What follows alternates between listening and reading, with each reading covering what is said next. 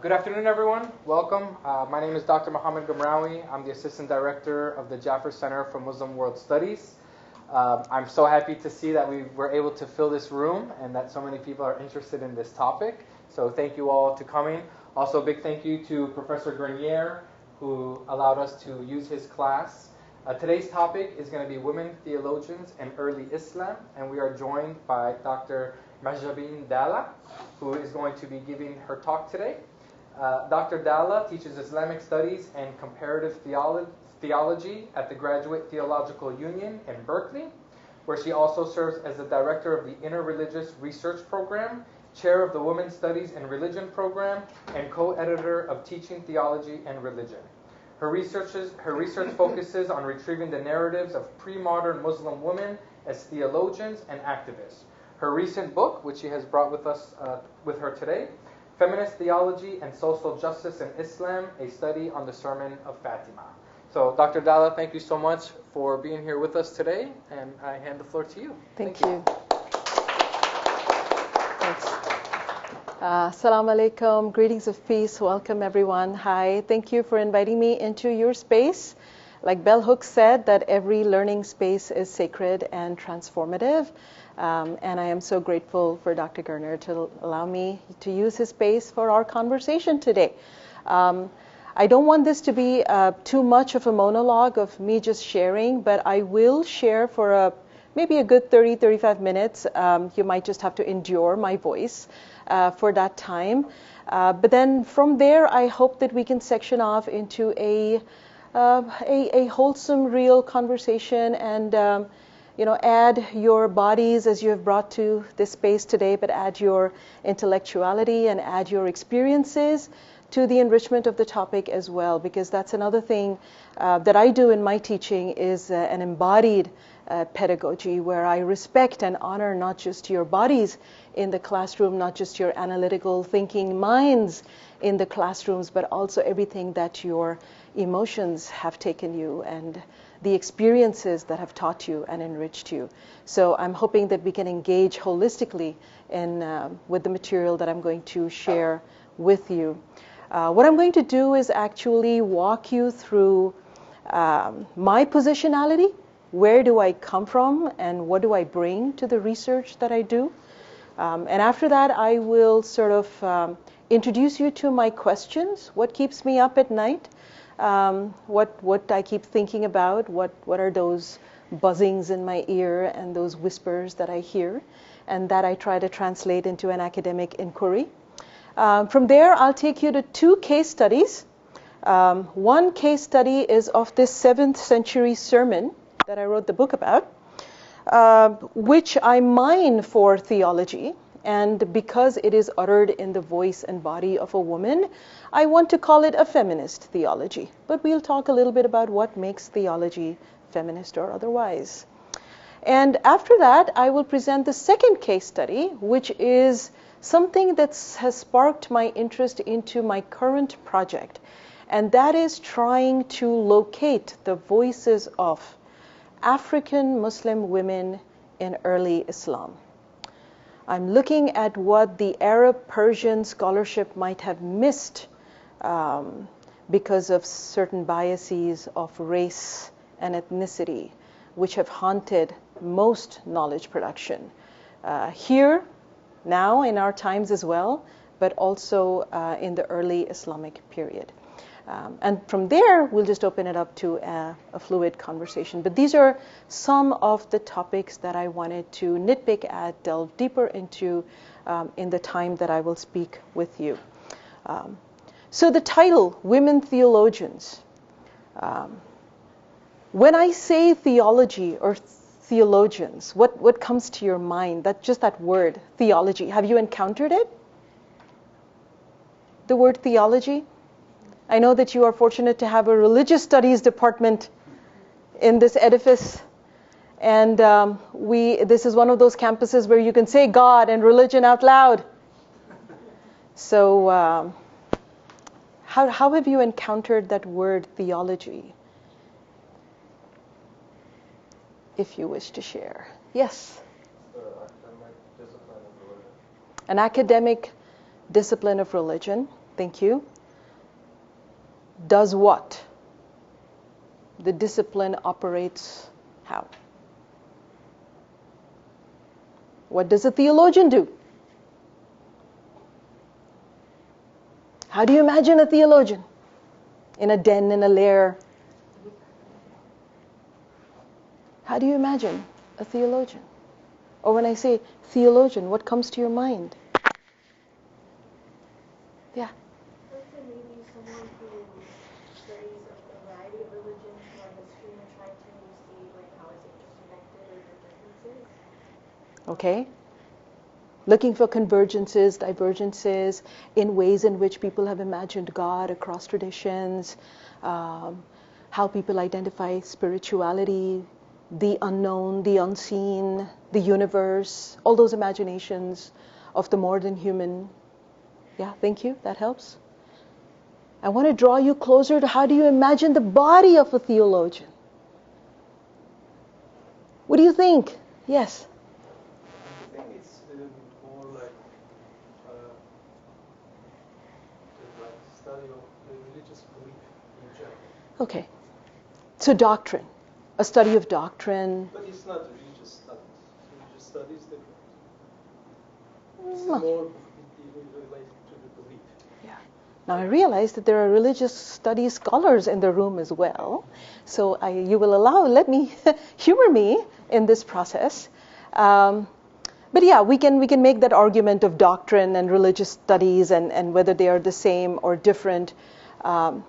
But forever or for the longest, when you think religion and you think education and religion and you think theologian, it's usually the body of a man with a long beard sitting somewhere and, issuing verdicts or saying that they're experts in law and they're able to derive law from the sacred texts. And what I do is sort of draw attention towards bodies that were not male bodies, but they still did theology. So if theology is the study of religion, like you said, trying to find convergences, divergences across beliefs, I think another very important work that a theologian does is translates and applies ancient wisdom to contemporary situations. So a theologian today, even if they're a systematic theologian and there are different kinds of theologies, if they were to be true to their discipline of theology, what they would be doing is that they would be engaging with their ancient wisdom. That could be mantras, it could be Qur'anic verses, it could be chapters in the Bible, and they would be looking to answer contemporary concerns by mining that wisdom from ancient scriptures. That is what a theologian would be doing today. In fact, if you were to go to the American Academy of Religion conference that happens every year, you will meet all these people who are mining sacred literature to answer contemporary questions about gender, about race, about sexuality, about ethnicities. That is what they are doing. So this is what a contemporary theologian looks like. So we just wanted to start off with that. Why I am interjecting the Islamic part into theology is because we live in a world where the body of a woman, but the body of a Muslim woman, and if I extend that further, the body of a visibly Muslim woman of color becomes a statement when she enters a room. People already have assumed many things about her, especially in the West, and thanks to Islamophobic tropes that are alive and well and thriving. There is already something that people are thinking about her as soon as she's walked into the room. And if you are one of those women and you identify as one of those women, then you've experienced it. So in my next slide, I just wanted to play around, with that idea. So if I give you these images, and you look at these images, and you're probably thinking, okay, they're all head covered, so they're all Muslim. They all belong to a very primitive part of the world, probably. They don't speak English. These are all these generalizations. They come from very oppressive households. They haven't been taught to read or write. They've been forced into looking the way that they look. And there are all these things that we, or let's say Muslim and women, visibly Muslim women in the US navigate in their workspaces, in their education spaces. That's what they do. But do you want to take a shot at identifying any of these women?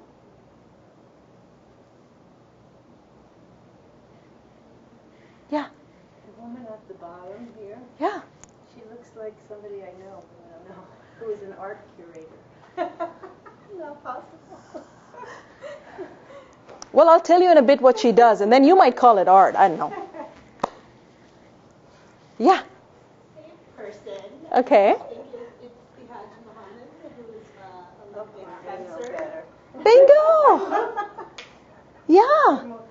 She is an American fencer, a 5-time medalist for the International Competition of Fencing, the 2016 gold medalist in the Olympic Games, and the first woman to survive all of the Olympics with her hijab.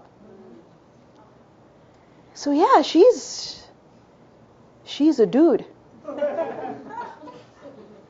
Anyone else you remember or you can identify?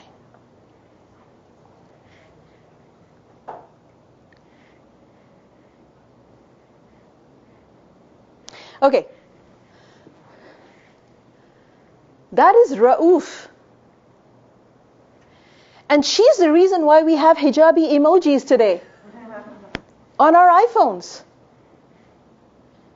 She wrote to Apple and she said, Apple doesn't identify to a woman like me. I can't relate to Apple. I can't relate to those emojis. I am not a white round face.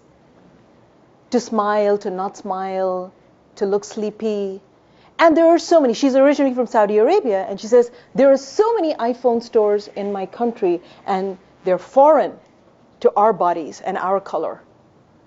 So she wrote to Apple, and then Apple actually brought her in, and they said, what would that emoji look like that you could relate to? And from there we have today what we all have as our hijabi emojis.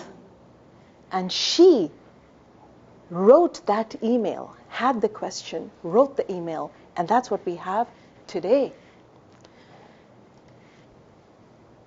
This person is Amina Sadr, executed by Saddam Hussein in 1980. She was a political activist. She started schools for women in Iraq. She fought alongside her brother for the Ba'athist regime, which became the bad guy for everyone, and also sort of, led to the war on Iraq. But again, there are political studies experts here, so I'll leave the nitty-gritty to them. But she is one of those women who was assassinated in front of the firing squad next to her brother. And her crime was education and instigation. She educated women. She wrote in academic journals. Even the Muslims didn't let her write with her name, so she actually used a pseudonym to write her articles. But she was found guilty by the Ba'athist regime and eventually assassinated. And of course, we know the fencer.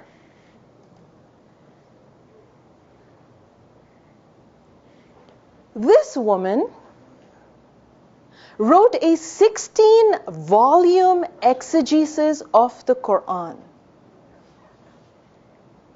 Published it in the 1960s.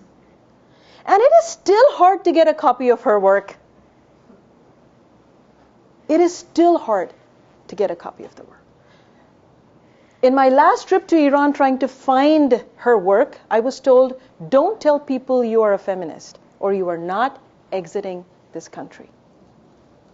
So I was like, wait a minute, but there are so many kinds of feminisms, right? It's not always just white and whitewashed. There are other kinds of feminisms. But nobody wanted to be educated about that. And it is still very hard to get a copy of her 16-volume exegesis. And that she could be anybody's great-grandma. But she's a woman who mined thinkers like Mullah Sadra. I don't know if you're doing mysticism, but Mullah Sadra, well, the beginning of detailed, integrated, in-depth mysticism and his works. And you have experts here who've translated his works and have studied his works. But she takes from thinkers like that and she interprets the verses of the Quran based on philosophy and questions and critique. And it's very hard to find a copy of her book. In that grain, that is something that I do. And when I came into Berkeley to do my master's and then my PhD, I brought with me an experience of maybe 20 years or so of worn the profile or the hat of a religious speaker, a preacher. I traveled all over the world. I had met all kinds of Muslim women going through different struggles in their life. And at that point, I was so captured by their tenacities and their ability to adjust and adapt to different modes and still coming out as believing women. And that put that question into my mind, is religiosity, and again I understand this is a loaded term, religiosity, is it something that is forced upon people or is it something that women choose to adapt? And I wrote my master's thesis and I called it The Right to Choose Piety.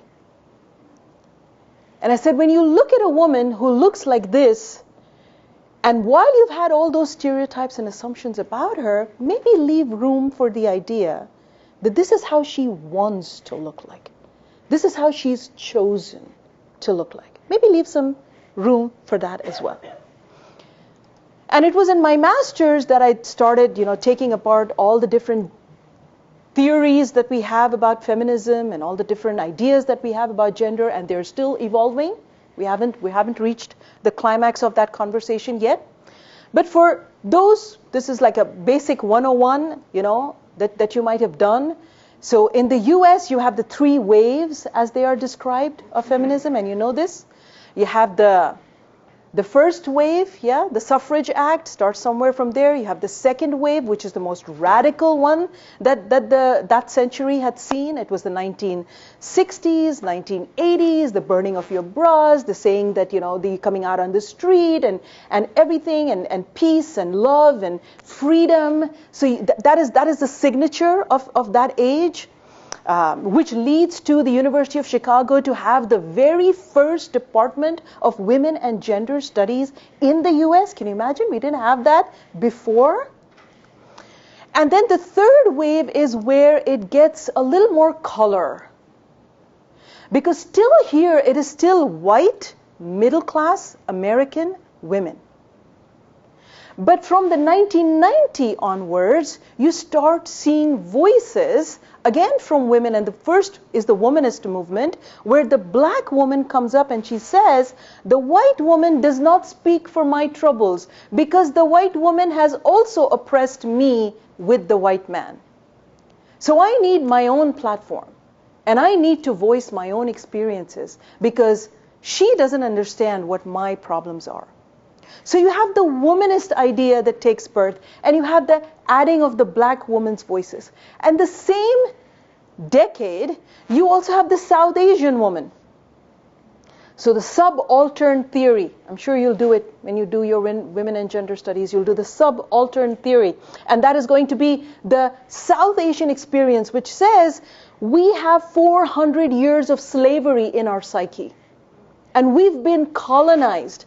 And we're still thinking of these people as sahabs and mem sahabs, which is the Hindi for lords and overlords. We're thinking about them in that way. So neither the black woman nor the white woman gets to speak on my behalf because my experience is a different experience. In the same decade, you have Latino voices and the Chicana movement, which says, hey, wait a minute, I'm a woman on my own. My experiences as an immigrant are different. You don't get to speak about the way I have felt and what are my issues. So you have all these theories, and this is where ethnicity, class, race, intersectionality comes up, because we don't have one identity yet. We have many identities intersecting in one body. We wear several masks, and it takes forever to discover the authentic self. So that's a very complicated identity, and no other identity can speak for those. So this is where we are now when we are doing this, when we trace this trajectory of the study of women and women's concerns in the US. Now, when you look at the Islamic feminism thread, you have to understand that most Muslims migrated here in that Migration Act. Yeah, it was in the 1960s, 1970s. You find many Muslims coming here from South Asia, from different parts of the world. And when they're coming here, they have many options, but the two receptions that socialists have seen is one, either integrating into Western culture, and from Muhammad becoming Mo. It's like, we're here, we're in the land, while in Rome, do as Romans do. So just integrating into the culture, totally dismissing and diluting their identities. And then you have the other extreme side where no, now I need to stand up for my identity. I need to have a center where I can talk to people like me, where I can eat food that I used to eat when I used to be back home, where I can train my children to do things that I used to do back home. So you have that identity formation in this diasporic community that comes here. And then that spectrum has many in between. So these are the two, and then many locations in between. So when that influx of immigrants come here, you actually see a different voice in Islamic studies in the West. Because until then, Islamic studies was founded on Orientalist scholarship. So it's white dudes who go to other parts of the world, study people under a microscope, come back, write a great book published from Oxford University and say, Muslims are like this. This is what they believe. This is what they eat. This is how they treat their women. But when this influx of people came in, they were like, now you have that insider voice, right? You actually have people who identify as Muslim who are teaching Islamic studies. But it's still not that rosy a picture, right? But at least you see that starting, coming in there. So when the women come in, from the women's perspective and women's lens, you start seeing this one movement which is looking to the West for liberation, which is saying, please come save brown women from brown men. And the women who wrote literature like that were these. Irshad Manji. I was in Montreal when she published her book. And when she came for a book talk in 2000 to Montreal, we had guard and everybody coming in. She was one of those highly paid people who came in to give lectures because she was able to badmouth her community. She was able to badmouth her system, her family, the men in her family, the men in the community. And that is why she was boosted by the Western thinkers, because it advanced their Islamophobic trope about, hey, these people are making it right for us. Yes, Muslim women are oppressed. We need to do something about it. So you have this genre, and their works come out. Post 9/11, you have Save the Muslim Women. And you've probably heard of Hershey Ali and her book and all the things that went, after she got her green card, after she got her citizenship, people did an investigation about the story that she said about how she was abused back in Somalia, and it turned out those were baseless allegations. Now, I'm not trying to say that Muslim women are not oppressed or there is no oppression that is happening in these countries. There is oppression, and there are problems. But those problems emerge from a baseline which is different from the baseline of a Western woman's problem and needs to be studied and analyzed with that lens, right? So I don't want you to get this picture that everything is fine and dandy in the Muslim world. It is not. So you have this that is happening post 9/11 because it's also feeding all that fear that comes after 9/11. But another thing happens after 9/11, and that is Muslim women now adopting their visibly Muslim identity as a sign of protest and resilience. So that's something else that I think surprised people And you find in the 1990s, somewhere along this line, no, and even after that, so this is post 9/11, I'm thinking of when Sabah Mahmood published her first work. And then her work, Politics of Piety. So if you haven't read that book, I would suggest that you read that book. It's called The Politics of Piety. Sabah Mahmood used to be at UC Berkeley. She was a colleague. We lost her just before COVID. But she did some great work. And she is what introduced this, is who introduced this idea of agency in this conversation about Muslim women. And she did a 5-year research for the women's mosque movement in Egypt. And she came back and she said this statement, which is so nice. I was in one of the conferences. And she said, when you see a visibly Muslim woman in the West, people say, oh, poor Muslim woman, you know, she must have been through so much. I mean, when I was in Montreal, when 9/11 happened, people would actually tap me on the shoulder and say, but you're in Canada now. You don't have to wear this here. And I would be like, you've already assumed everything about my life, haven't you? And, well, let's just leave it at that. So she introduced this term that, just like here, people look at a Muslim woman and go, oh, poor Muslim woman, poor oppressed Muslim woman. She said that she encountered Egyptian women who looked at white culture and Western culture and they said, poor white women. They have to have a certain waistline to be taken seriously. They have to have flawless skin to make any sense to anybody. And they need to always be putting their bodies in front of the line to get anywhere in life. Again, that is not the case of all Western women, just like it is not the case of all Muslim women. I'm not trying to generalize here, but I'm just saying a popular notion that she encountered, and she speaks about it in her book, and then she says, piety is politics. And she calls her book The Politics of Piety. Amazing work, amazing work. Another thing that she does, and Laila Abu Lahud, Amna Wadud, these are all very important people. In fact, Amna Wadud belongs to the foundational Muslim women theologians here in the West, until she had some radical ideas. But then again, that's evolving, right? So what Sabah Mahmood did in her essay that she wrote about secularism and empire and feminism, she said that it seems that the Quran in Islamic studies in the West is, or feminist exegesis of the Quran has become the handmaiden of empire. She used that word, handmaiden of empire. So now the empire is using the body of a Muslim woman to wage wars, to decide what will happen in these countries, and that is what she talked about. But these women, Amina Wadud, Laila Abu Lahud, these are all women who started interpreting the Quran. Now they became theologians from the lens of a woman's experiences. And that is what I want to call womanist or feminist theology. Theology is theology. It's the study of doctrine, it's the study of practice, it's the study of beliefs, it's the study of deriving law. But when it is done from the lens and the experiences of other than a man, because sadly, that is what constitutes all the primary resources that we have. It is all men who got together and interpreted the Quran and published the interpretations and derived law. Where are the voices of women encountering God, God's speech, and doctrine? That is what led me to do what I do.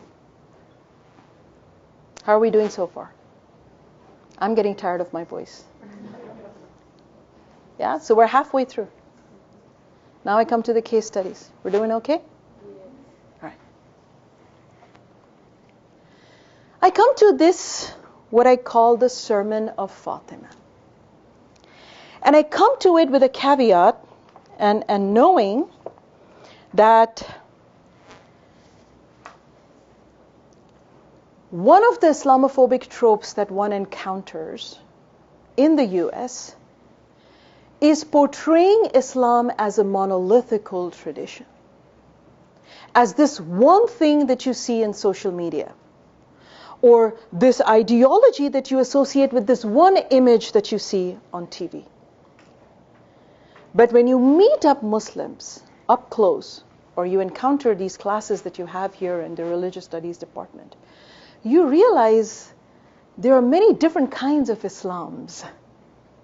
There are many different ways in which Muslims understand their God, understand the persona of their prophet, interpret the verses of the Quran, interpret the sayings associated to this prophet, derive laws for their everyday life. It's just different. It's very, very different. And because of this diversity, or let's just say because of not encountering this diversity, for the longest time, Muslim theologians in the West have been looked down as people who are more devotional and less scholarly. So you have this intersectional identity called the practitioner-scholar, the scholar-practitioner. So I could be an example, right? So I went to traditional seminary for 9 years and I got my ijazah. So this makes me a mullah. And then I went to Berkeley and I got my PhD. So it makes me an academic. And it's the two together. Now, when I talk, and because of the way I look, people are like, she's preaching. This ain't no critical theology or scholarship. Like, you see this, I've already lost the battle because of the way I look. And my argument at every AR that I go to is, critique in Western scholarship is defined differently as it is defined in Islamic scholarship. Critique in the West comes because of the baseline of Christianity, the power of the church, telling Galileo, you can't think that the world is a sphere. You will be imprisoned if you think that way. And now, in the Enlightenment period, the two have to be separated. And you have to tell the church, hey, you do your theology, let us do our natural sciences, let us go ahead and let us, develop technology. So now every voice that has something that is founded in belief appears devotional. And to be critical and authentic, I have to be away from religion. But you see, that's not the case for Muslim thinkers and philosophers and astronomers and medics and those who wrote treatises on science and astrology. Because in Muslim spaces, mosques had an extension which was a college. And the Quran urges almost after every page to the reader, do you not think? Do you not question? Haven't you wondered why? So critique is inbuilt in devotional thinking, which is not the case for the Enlightenment fellows. So now when they come with their Enlightenment lens and judge any other scholarship that's been produced, they're like, whoa, this is too confessional. But it is not. It follows the same methodology. It asks the same questions of inquiry.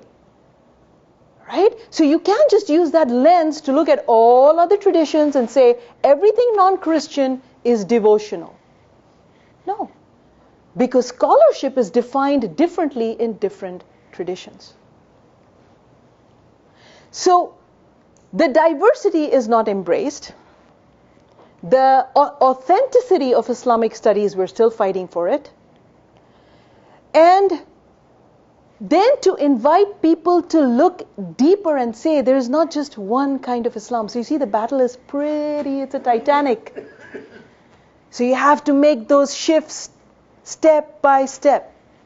And you have to invite people and say there are many different kinds of Muslims. There are several trajectories of intellectual thought within the tradition of Islam. It's not just the one thing that you see projected on Fox TV or CNN TV. There is a lot more. And that brought me to a very uncomfortable place in history. What this is a very uncomfortable place. The Sermon of Fatima is an uncomfortable event. It's an uncomfortable space, and it happens at a very uncomfortable time. And this is the time that is just 10 days after the Prophet's death in 630, 632. And, oh my God, you said I could go until 1:15, right? Yeah. And it comes just 10 days after the Prophet has breathed his last. And the early schisms of what you understand better now than when I first started this research, which was 8 years ago, you understand better now. And that is the schism which is Sunni and Shia. So it is a highly sensitive, I've been in parts of the world where if I am talking about this, I can't call it this. I'll have to call it a coffee morning. Yes. Or an Avon tutorial, because women like to get dressed. And that is how I would be able to sell tickets for anyone to come to listen to this. It is considered a very provocative event, and most scholars will say, push it under the rug. It just becomes very tense. What purpose does it serve? Let's just not talk about it. And vice versa in the Shia minorities, and if you've been into Shia majority countries, this becomes blown out of proportion. It's just the days of Fatimiyya, we will remember this. It's like it's a big thing. I still remember when I went to a conference, I won't name it, and I was talking about the idea of justice from this sermon. A scholar stood up and said, but the historicity of this is so weak. This didn't really happen. It's in the imagination of people. No. And because I was still a PhD candidate at that time, and that person was a scholar, I said, well, even if it is in the imagination of billions of people, as inquisitive scholars, shouldn't we be investigating this event? Just for the sake of inquiry. Because that's what we do as scholars. We do not indoctrinate. We just open up a bag of worms and we say, have fun. That's what we do. We're not saying this is right and that is right and this is wrong. We're just saying, have you checked this out? That's what we're saying. So when I was trying to get my dissertation committee together, people were like, I don't know where you're going with this. Do you think you'll even be able to talk about this? And I was like, I want to give it a shot. She said, what lens are you going to use? I said, I'm not going to do polemics. I mean, I tried. And all I'm saying is because of all this tension, what I am seeing is that the voice of a woman is muzzled.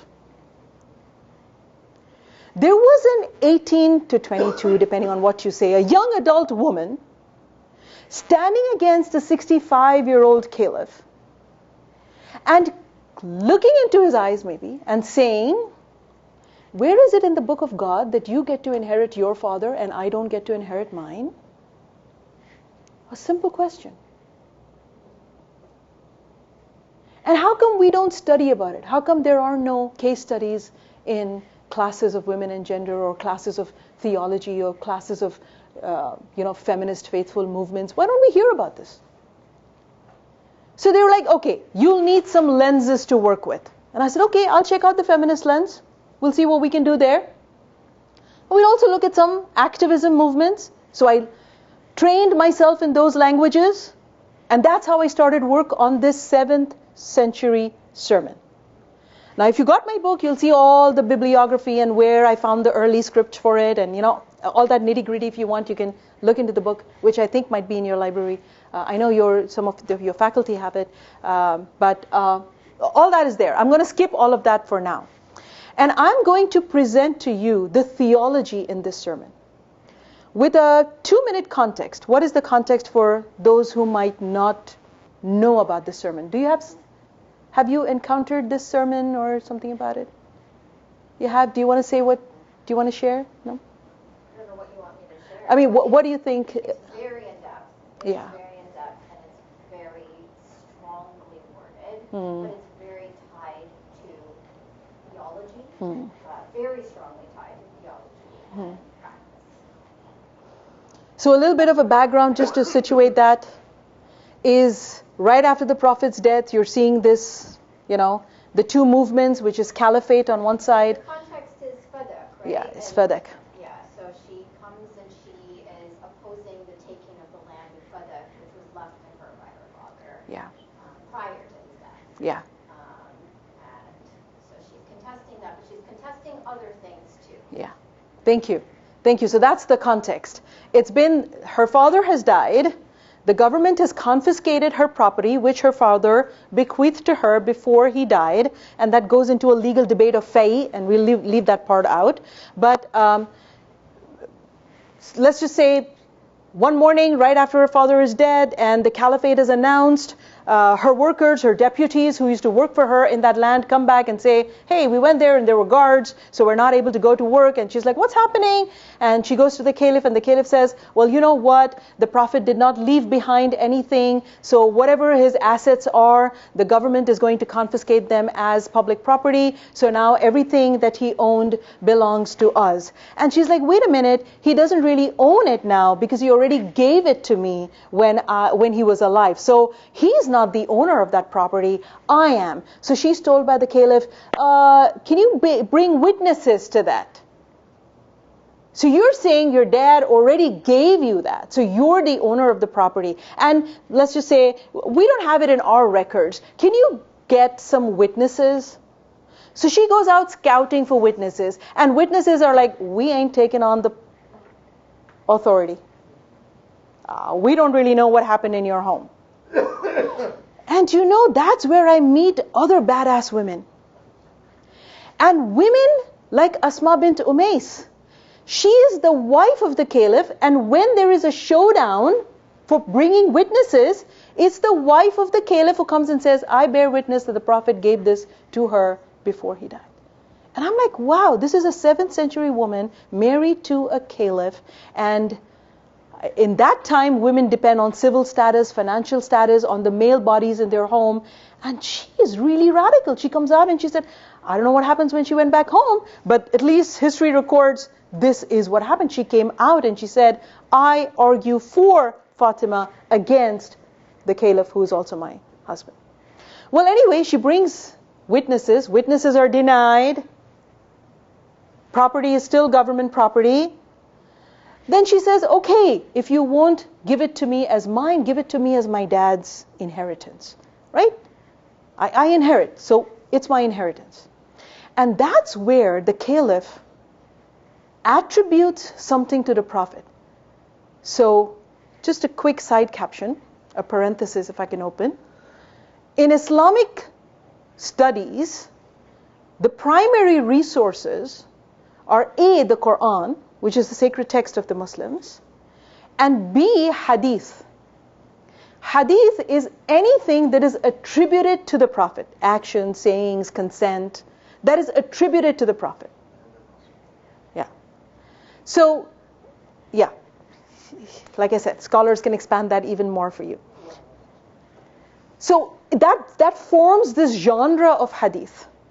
And today when you do your work, you're looking at Quran, you're looking at hadith, you're looking at exegesis of the Quran, you're looking at interpretations of hadith, application. That's what you're doing. Even if you're a jurist, these are your two primary resources. You're playing with it, try and find out what should women look like, dress like, eat, do whatever. This is what they're doing, right?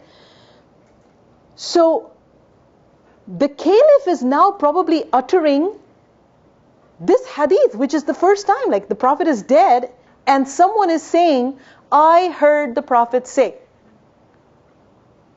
I heard the Prophet say. And now he's saying, I heard the Prophet say, نَحْنُ مَعَاشَرَةِ الْأَنْبِيَاءِ, we the community of prophets, we do not get inheritance, we do not leave inheritance. Everything that we have is public property. And now Fatima sees that this is not just about me and him. This is about power and interpretation of religious material to issue verdicts on those who like to live with religion. If she would have let go of it then, like, yeah, whatever. And even if she didn't, till today, women in all over the world their bodies are judged and policed based on how powers decide what they should look like. or where they should be and where they should not be, or how they should dress. So she halts there and she says, now this is not just about you and me and my land. So she now comes out of her home. And this is her fiery speech, her oral protest. Yeah, this is her protest. And while she does her protest, she's already shaken a lot of norms of that society. So when you imagine the Prophet, you probably imagine, because you see people now, with a turban and a black abaya, you see, men with spiritual value and currency moving around like that. So if you think maybe the Prophet looked like that, I don't know if he dressed that way or he dressed like someone who works in the fields. I don't know what he dressed like, right? And you think his daughter must be like, like Hail Mary, everybody move away, nobody look at her. So somebody so protected, somebody so covered. But what she does is, she chooses to be seen before she is heard. So Fatima had a very unique kind of a house. She had a home where she had a private access to the mosque. So now the mosque is also the public court now. She could just open the door and go into the mosque and say, hey, what are you talking about? But she decided to use the other route, which is walking through the souk, the bazaar, the market, the public route. So it's like the birth of a procession. She has these few women around her, and they're marching with her, and they're taking the longer route. So even before she's done anything or spoken anything, she's made a statement. She wants to be seen. And historians will write it down, like she walked like the Prophet used to walk, and she reminded us of how he used to walk. So she comes there, and then she addresses a majorly or male-dominant audience. And people are like thinking, what is she going to do? She's going to come and break down, and she's going to say, I want my money, I want my land, what have you done? But instead of that, she gives a very polished, high-quality, theological sermon. And they're like, woo, this is something else. They thought she would just say, let's make a deal, give me what's mine, and I'm not your problem anymore. But she actually starts asking many questions about legitimate leadership and what justice looks like. So it's like it's not about land anymore. Now this is a lot. So I will very quickly go through some of these slides. So when he said, see the theology that she's doing here, she's doing many things, but the theology that she's doing is, she is critiquing a hadith. Now you know what is a hadith. Some saying attributed to the Prophet, which holds spiritual value as a primary resource. She's critiquing that with the Quran, saying, my father could not have said this because it goes against the Quran. That is a very unique methodology, which 150 years later will be developed when kalam and theology develops, but it is in action already at her time. So she gives these verses. I'm just going to, you can just read them if you like. These are 5 verses from the Quran, which talk about the relationship of Solomon and David, the relationship of Jacob, all these different rules about inheritance. So she's critiquing and she's saying, how could my father have said that I will not leave inheritance, because it goes against all these Quranic injunctions? She's doing theology, critical theology.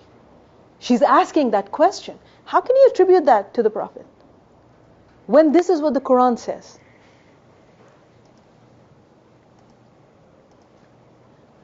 And then she does what I call, and this is what maybe the feminist aspect of it is now when we study women and gender studies, we study theories like consciousness raising, making the personal political, the Me Too movements and all these movements that we have. It's taking a personal experience and sharing the story and theorizing it and letting it come into policy. And I think this is what she's starting to do. She's doing this consciousness raising. She's saying, are you just going to look while this happens to me? She's pulling in the Muslims in the mosque and saying, this is not my business anymore.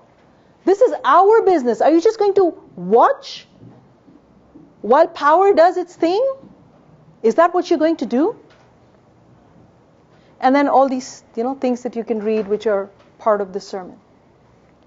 Alisa Gabay has also done a chapter on the sermon, where she's translated the sermon. And you will find that also, I think, in your library or in your resources. So it's a sermon that you can look at. But these are just excerpts that I wanted to share with you.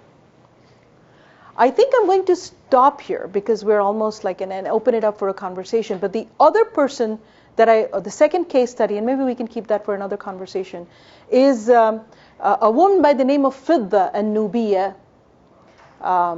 And she's someone who lived with Fatima. And there are many excerpts about her knowledge of the Quran as well. In fact, there are some who say that for 20 years of her life, she only used the vocabulary of the Quran to speak in. So if you were to ask her, what's up? She would give you a verse of the Quran. And if you'd ask her, what's cooking? She would give you a verse of the Quran. And I'm thinking that this is a person who has not only memorized the Quran, but who understands the Quran and can do theology, because theology is applying it to a context. And why is it that exegetes are silent and not even drawing upon her when they're producing their material? So these are, my questions that I ask. I hope that made sense. So I'm going to stop talking. And maybe we can open it up to your reflections. Thank you. Oh, thank you. Thank you. You've been such a great audience. And no one showed me the card, shut up.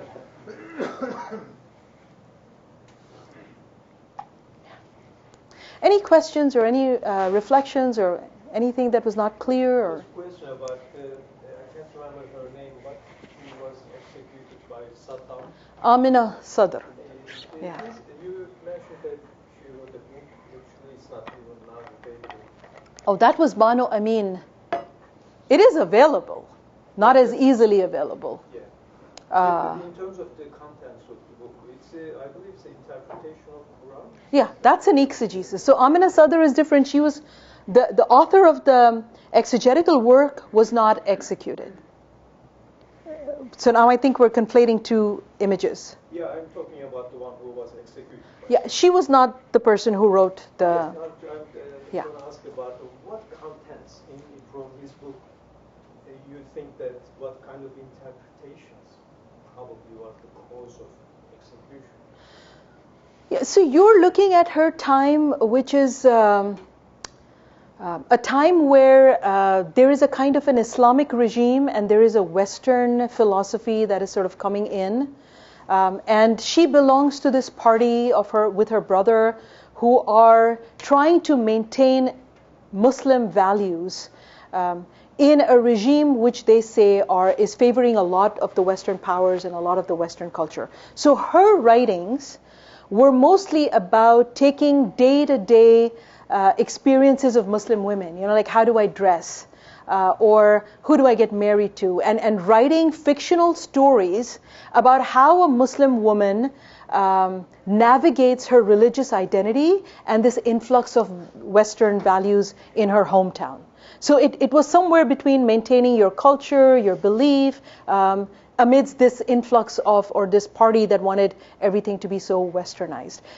So in that way, I think she threatened the status quo which the Ba'athist regime was trying to import. But then it didn't help that she was the sister of Baqir al-Sadr, who did a lot more damage. Which means because of her writing, not because she's just a woman. Oh, no. No, it's because of the noise making and the coming out and, yeah. Yeah, not just because she's a woman. How much of this was very new to you? Really? Yeah? Yeah.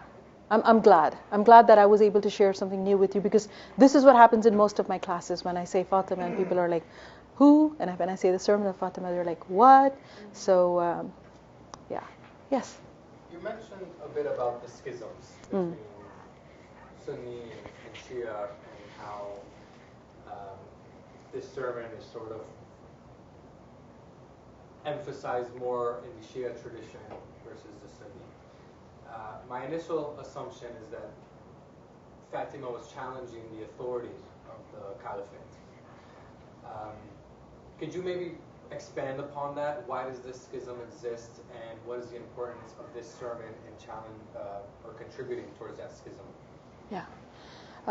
So I don't know if I can answer what the schism is.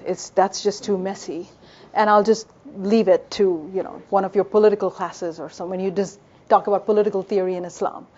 But I might just maybe share a few insights from the sermon about how that might have fueled or how this sermon might have led to the creation of that identity and picking a side, if you will.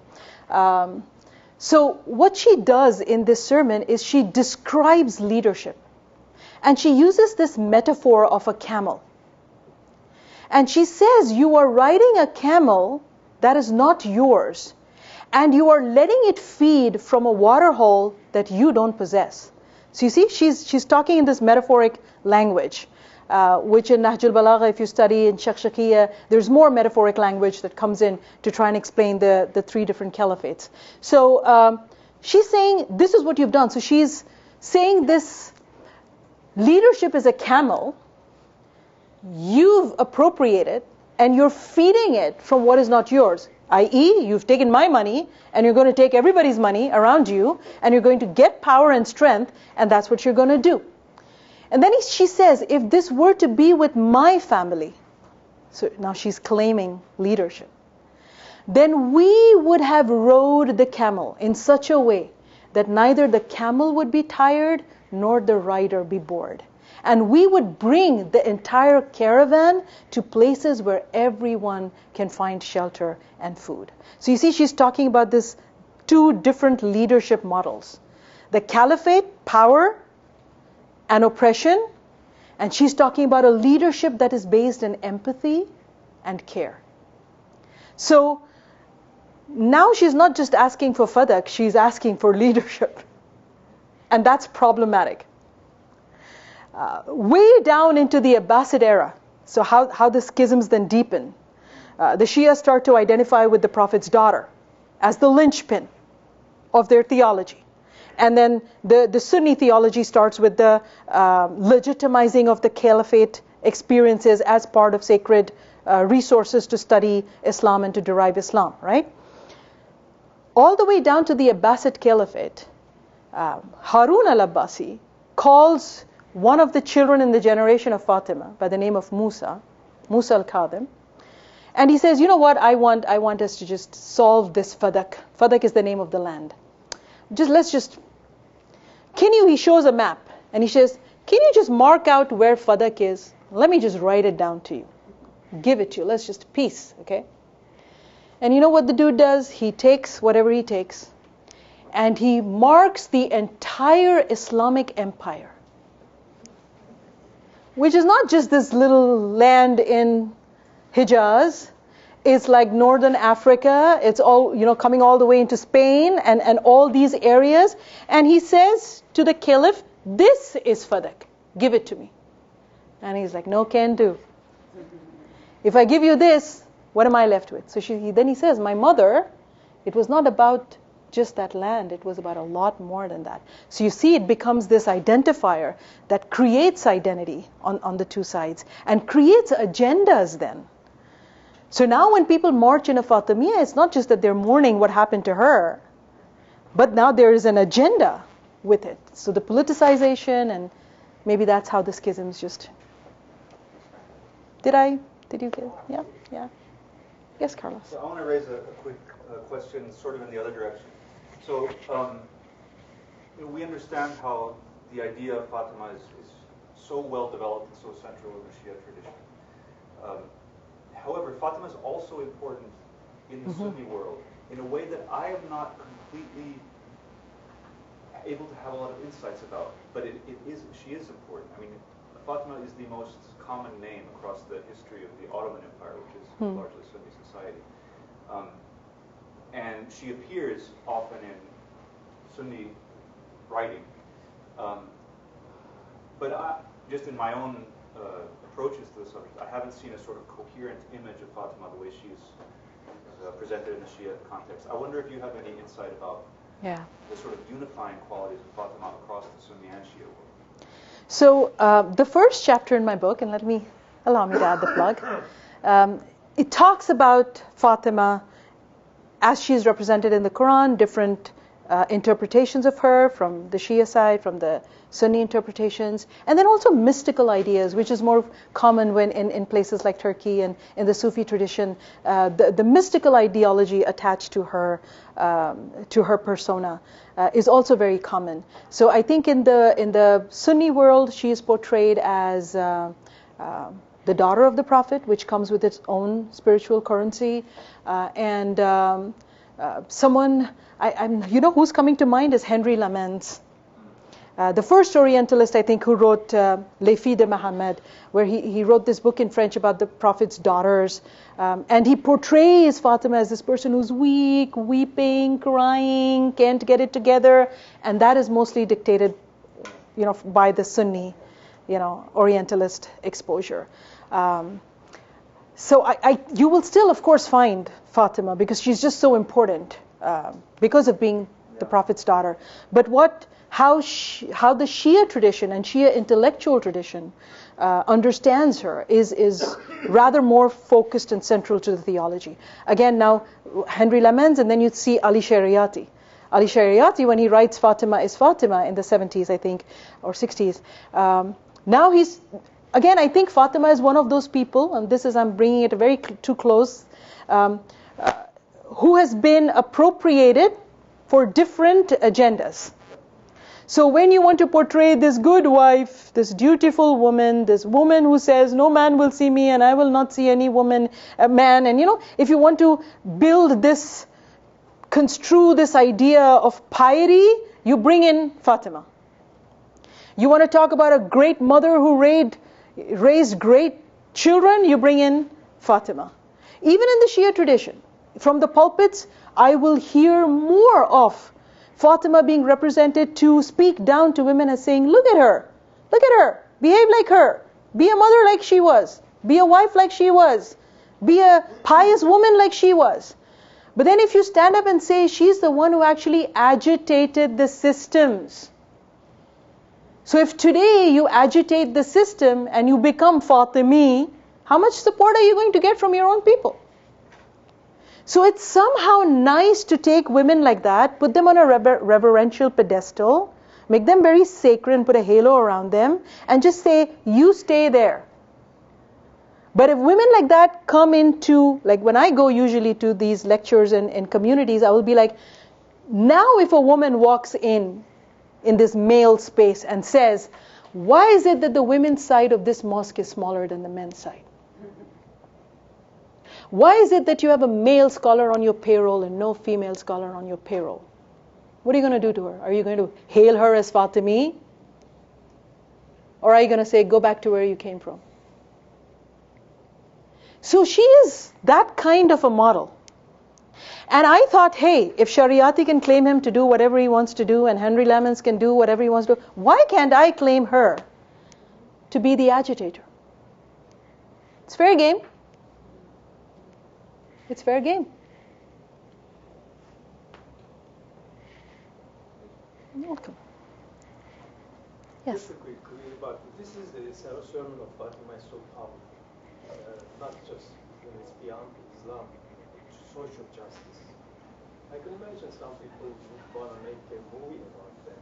Was there any movie about that? Not yet? No, there isn't. Because that can be actually, I'm not sure if it happens. If it happens, do you think that it will be a narrative? And it absolutely. Anything about this will forces you to take sides, if you will. And it will always be an interpretation. It will be a narrative. So if the producer who produced this movie that is out there, The Lady of Heavens, which was on Prime, Lady of Heaven, which was on Prime. Yeah, it was on Amazon Prime. Yeah. It will be a dramatization of a narrative. Directed, controlled, played in a certain way. Which again, because we are believers of freedom of speech, if we have your resources, if you know how to talk about it, but of course it will not be like yay or nay, it will be messy. Usually they make these kind of moves with the scholarly consultants, such as yourself, for example. And there will be many kinds of scholars and scholarship. Yay to diversity. Yes. I've got a couple of questions, but I know there's not enough time. But the first one is that you made a comment when you were speaking in certain audiences, the historicity of the event being challenged. And I think this is something that I consistently come back to, is that, okay, there's this one historic example, but there's many others, right? And if that history is being obfuscated or denied, you can't even step into conversation. Absolutely. Right? And so how have you dealt with that, right? Yeah. Because if somebody doesn't want to talk about the history that is pretty well agreed upon, and the history we can find that is well agreed upon, then there's no conversation to have. Yeah. Absolutely. And I think that leads us to a conversation about the entire infrastructure that produces and legitimizes knowledge. Right? Whose experience will be recorded, A? Whose narrative will be recorded as legitimate history? I wish I could say this was early history. I mean, even today, something happens in an X part of the world. Every media reports it in a different way. So history is always going to be someone's perspective. And there will be multiple perspectives. And the perspective that can be married to power will be the one that will be lifted as the mainstream. Right? Everything else will be from the margins. And I think as scholars, we go through the margins and we find the authentic pain and the authentic narrative in the margins and claim that that can be authentic scholarship as well. That's the kind of work we do. That the narrative is not the only narrative. It's one of the several perspectives. So I think that is where historicity, documentation, early texts, we ask all these questions. Who wrote them? Whose work got published? From where? And whose voices were silenced? I have another question, Yeah. which is our community here at FIU is highly Latino and Latina. And one of the things that comes from La Crit is, like this idea of Marianismo, right? Like the purity of Mary, right? And that, so I think that often is taken from a patriarchal kind of standpoint, similar to Fatima being held up as being this pure example for all women that's used selectively, only in the way that is supporting sort of patriarchal structures. So my question is that, have you seen similar scholarship around Mary and Mary's life, how she was also a voice of resistance and not just the symbol that was used for purity like Marianismo, women should be? So in a cathedral in San Francisco, I actually gave a talk about Maryam or Mary being an activist. So I'm not going to repeat that here. Okay. But I will say that there is scholarship. There is scholarship around the idea or the notion of purity. Yes. Even that word purity, how it is conceived, construed, applied. And in the Christian tradition, when Mary is seen as the pure, it is sort of even negating the bodily experiences of a woman, right? Because she's seen as the vessel that carries God, right? To bring it here. But then the Quran portrays it differently because she can claim the pain. And in the Quranic narrative of Mary, when she's giving birth, she's saying, I wish I hadn't been born. The pain is that bad. She says, I wish I hadn't been born. I didn't know giving birth is so painful. So there is an embodiment. There is an embodiment that makes the notion of purity quite nuanced from how it is understood in Catholicism or in Marian theology. So, of course, we could talk about these ideas, purity, piety, these are flammable. Yeah, they're all human constructions. Yes, they are. And there has to be room for everyone's reality. There has to be room for everyone's reality. I'm not involved in any of these studies. Hey, but you're here. Art historian interested in feminism. But I've read Elaine Pagels, who writes a lot about early women in the Catholic, Christian tradition, and I was, sort of reflecting on the little bit that I know, and I guess it has this sort of same value. It's about power. Mm. Who claims the power? Mm-hmm. And everybody else got written out of the script. Mm. I mean, I'm waiting to get some more art language into my toolkit. Okay, so we can... Yeah, because in my grad studies, I did a paper on how the Kaaba, which is the most important architecture for Muslim life and Muslim devotional practice, is also the gravesite of a woman, because Hajar is buried in there. And most Muslims, when they circumambulate the building, don't realize they're actually going around the grave of a woman of African descent. Okay, so I was like, this is how women are so central to art and architecture. Even Fatima, after the sermon is not the only thing that she does. When she's not allowed to speak, she quickly pivots to another modality, and that is poetry, lament. So what she could not complete in the sermon, she goes to the grave of her father and starts reading poetry. And the poetry is political. Until they tell her, you can't come here and cry. You need to stay in your home. And then they say, you can't stay in your home. You disturb us. Go out of the city. She goes out of the city and they say, you can't be here. We need you farther away. Which means her poetry was problematic. And I want to interrogate that, which will need me to come closer to the arts.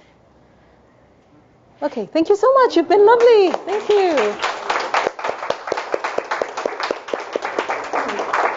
Thank you so much for that very informative talk. We hope you all enjoyed it. Just really quick before the class lets out, if anybody's interested in getting on the email list for the Jaffer Center, or you're interested in coming to more events like this, please connect with me really quick. I can get your email and add you to our listserv. We also have a certificate program for the students in the class. The class that you're currently enrolled in, we can count towards our certificate. So if anyone's interested in our Muslim world, Middle East and Muslim world studies certificate, please come and talk to me afterwards as well. Thank you all so much.